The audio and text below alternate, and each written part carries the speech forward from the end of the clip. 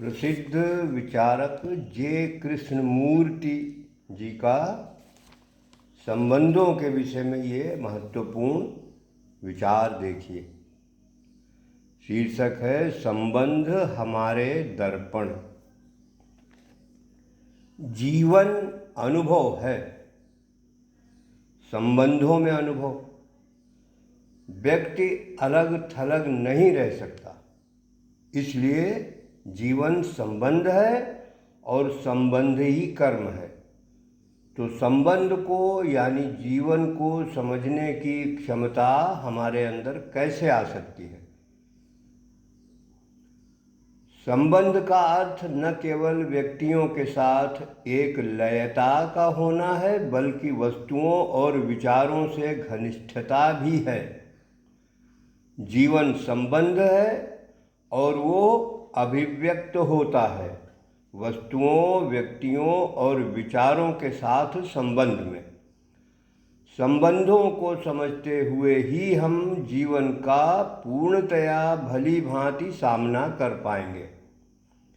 संबंध वह दर्पण है जिसमें आप अपने आप को देखते हैं।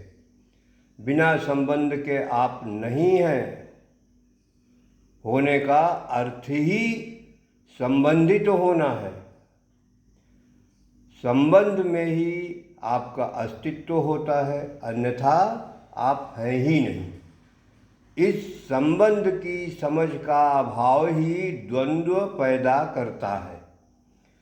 संबंध की समझ का ये अभाव इसलिए है क्योंकि हम इसका उपयोग केवल एक साधन के तौर पर करते हैं ताकि हम अपनी उपलब्धियां बढ़ा सकें, परिवर्तन की ओर बढ़ सकें या कुछ और बन सकें।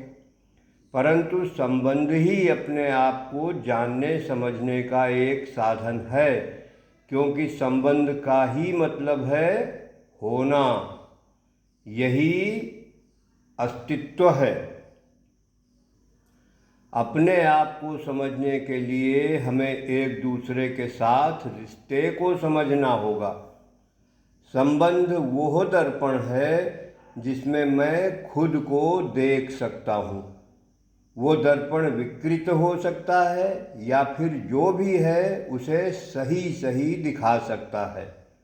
दर्पण का ये गुण ही होता है कि यथार्थ को आपके समक्ष रखता है। आप आत्ममुग्ध हैं, पूर्वाग्रही हैं, इससे वो तटस्थ है, वो जो सत्य है बस वही दिखाएगा। मगर हम में से ज़्यादातर लोग संबंध में उस दर्पण में नहीं चीज़ों को देखते हैं, या उन्हीं चीज़ों को देखते हैं जिसको हम देखना चाहते हैं। हम जो हैं उसे नहीं देखना चाहते।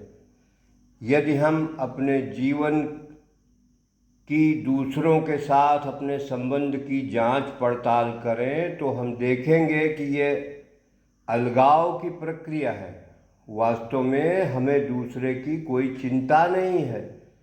हम इसकी चर्चा तो बहुत करते हैं, लेकिन दरअसल हमें उससे कोई मतलब नहीं होता।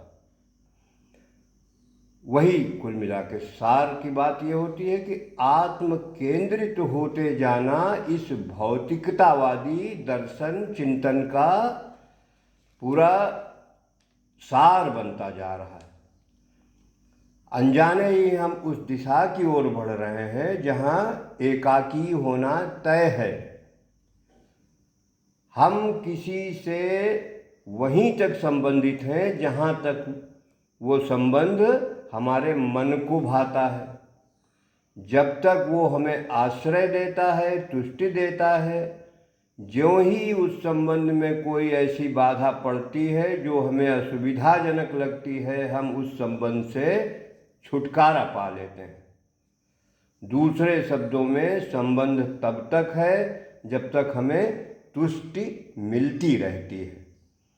सुनने में ये कुछ कठोर लग सकता है, लेकिन यदि आप जीवन को सचमुच निकटता से देखें तो पाएंगे कि ये तथ्य है और तथ्य की उपेक्षा करना अज्ञान में रहना है।